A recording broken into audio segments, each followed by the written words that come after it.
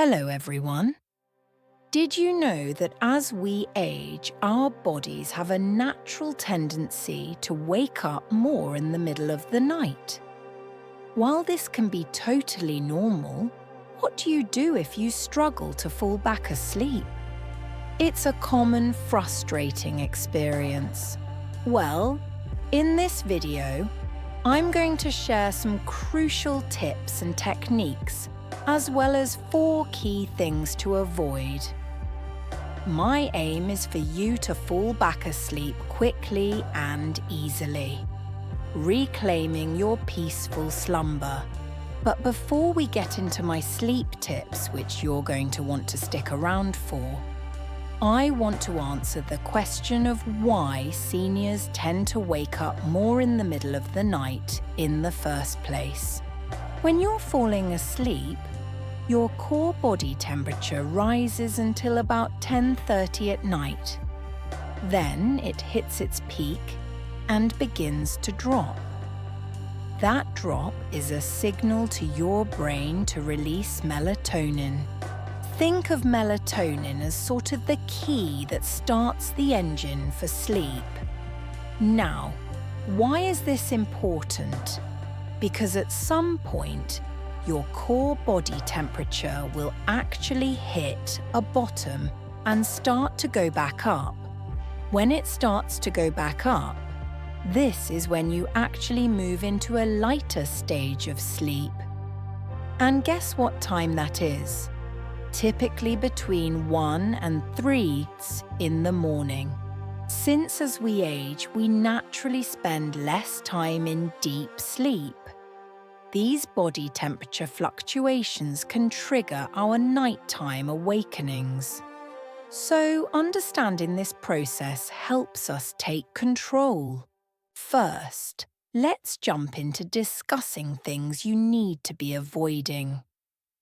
I'm starting here because I typically see people doing these things at night, which are likely triggering their inability to actually fall back to sleep.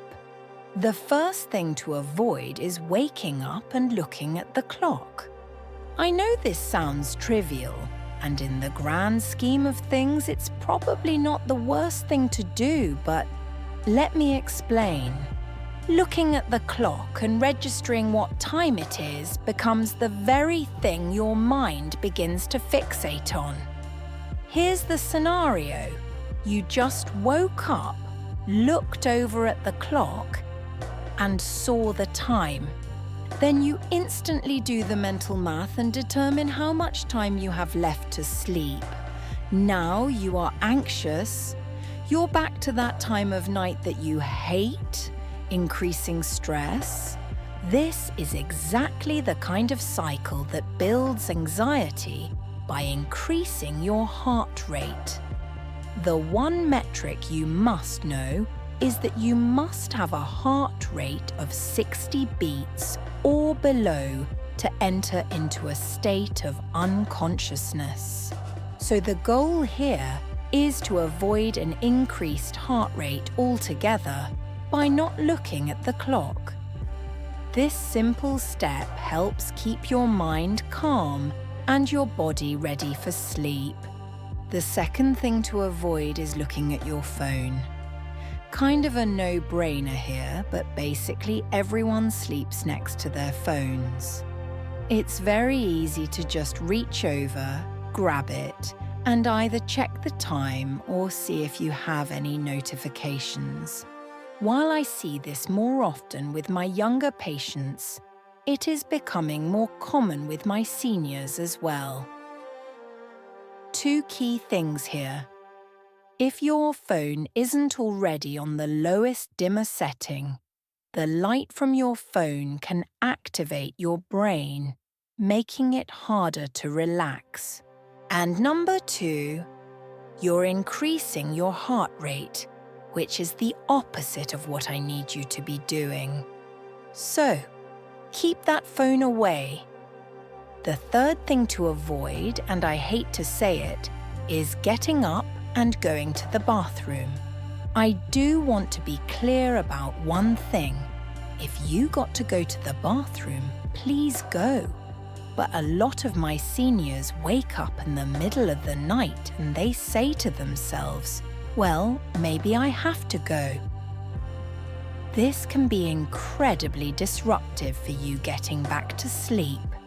Let me explain. Remember, in order to enter into a state of unconsciousness, you need a heart rate of 60 or below. Here's what happens when you wake up to go to the bathroom and disturb your relaxation.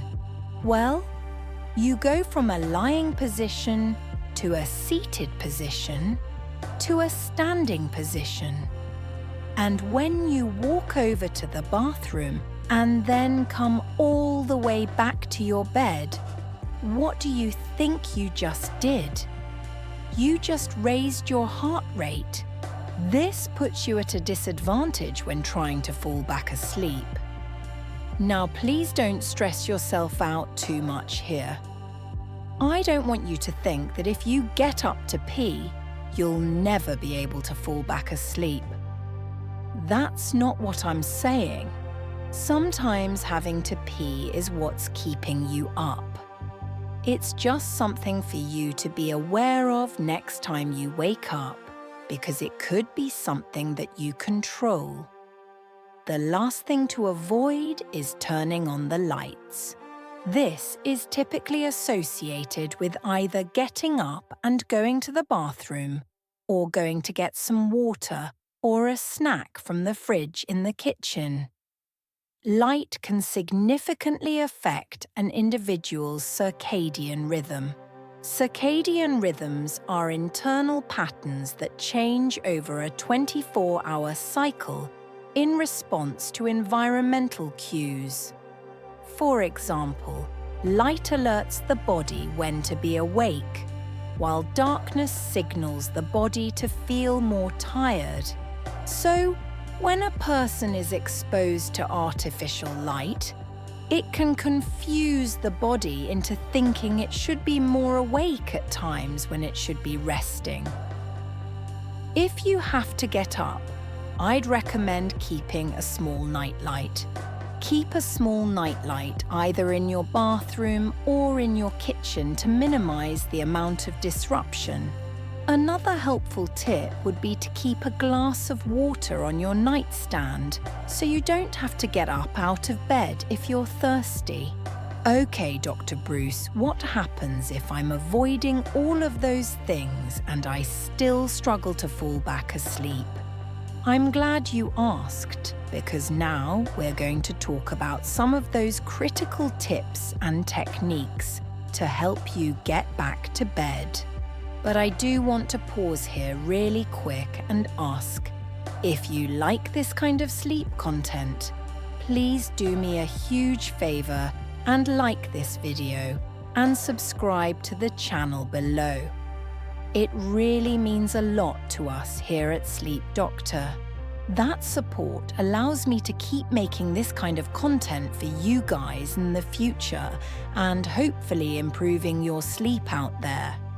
Also, if you're consistently waking up tired or feel overly groggy during the day, it might be worth getting screened for sleep apnea, especially if you snore.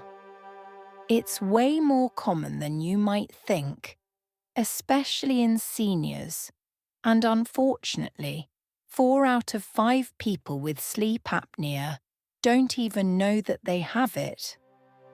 This leads to many untreated sleep issues. The good news is that there's a whole host of treatment options out there that can make a dramatic improvement in not just your sleep, but to be fair, your overall health. You don't need to go to a sleep lab or see a sleep specialist for screening. There are now these super high-quality home sleep tests that allow you to test yourself from the comfort of your own bed. You can get your results back within just a couple of days, offering convenience and quick answers. So if you've consistently struggled with your sleep and you can't seem to do anything about it, do me a favor. click the link down in the description and order a home sleep test. Seriously, it's worth just getting tested, even if just to rule out sleep apnea. Alright, my #1 favourite technique I tell people to do if they're struggling to fall back asleep is called 4-7-8 breathing. If you've heard of this already, that's great, and if not, it's a simple breathing technique to follow. All you do is breathe in for a count of 4, you hold for a count of 7, and then you breathe out for a count of 8. I want to be clear. You're not going to push air in and out really hard. This is a gentle breath, filling your lungs and slowly pushing air out. What this does is it forces you to use your entire lung to breathe, as opposed to shallow breathing, which has only been filling up about half of your lung. By extending your breath, your heart no longer has to pump as many times, which is lowering your heart rate. Most seniors should be able to get their heart rates to about 60 beats or below. But to be fair, not everybody can, and that's okay. If your heart rate will not go to 60, then just focus on getting your heart rate as low as 10 to 15 beats lower than what it is when you're just lying down. Trust me, lowering it a little bit can go a long way. The second technique you can try is a mind-focusing technique. This is something I personally do anytime I'm experiencing some level of restless sleep. You're going to think this is crazy, and it's a new form of counting sheep. It's called counting down from 300 by threes. Here's how. Close your eyes and you start at 300. Then you count down to 297, 294, 291. You get the message, right? This is a fantastic distraction technique when you can't turn off your brain. In many cases, I actually use this technique after I've used 4-7-8 breathing. So I might start my evening with 4-7-8 breathing. Let's say I woke up in the middle of the night, get through 10 cycles, and then move over to counting backwards from 300 by threes. The third meditative technique that you can try is what's called Jacobson's progressive muscle relaxation. This involves focusing on parts of the body and body sensations in a gradual sequence from your feet all the way up to your head, relaxing the muscles as you work your way up through the body. So you start with your feet and you'll tense your toes, hold it for 30 seconds and then release. Picture your feet, then you tense your toes, hold it for 30 seconds and then release. Now you know what the difference is between tense feet and relaxed feet. Next, move on up to your calf. Once again, you would tense. Both calves hold it for 30 seconds and then release. You're going to progressively move up your torso, tensing and relaxing muscle groups as you move to the top of your head. This method teaches people to identify when they're physically stressed and when they're physically relaxed. When older people lie down to sleep, they can have a lot of physical tension in their bodies, and it's something we want to get rid of. This is a great way to identify that tension and to release it. This leads me to the last big point I want to share with you, and maybe one of the most important things that you'll be taking away from all of this. It's something called non-sleep deep rest, NSDR, which is a state of deep relaxation without technically being asleep. That's what sleep specialists have been really focusing more on in their research in recent years. What it basically means is that as long as you're lying down in the dark and you're keeping your breathing slow and steady and maintaining a relatively low heart rate, you're still restoring vital energy to the body and the mind. For every single hour of non-sleep deep rest you get, it basically equates to about 20 minutes of restorative sleep. So if you're an older person struggling to fall back asleep and you've gone through all the techniques and just nothing is working for you, there is still some reassurance. A little peace of mind knowing that you're still getting restorative energy into your body. All right, everyone. I know that was a ton of info, and I truly hope you were able to take something helpful away from it. Now, if any of you have any other tips or tricks that have helped you in the past, do me a favor. Share them with me in the comments below. Maybe I can even include them in some of my future videos. If you're interested in learning more about a really great night routine to follow, go check out my ultimate night routine video right here. All right, everyone. This is Dr. Michael Bruce, the Sleep Doctor, wishing you sweet dreams and truly restorative sleep.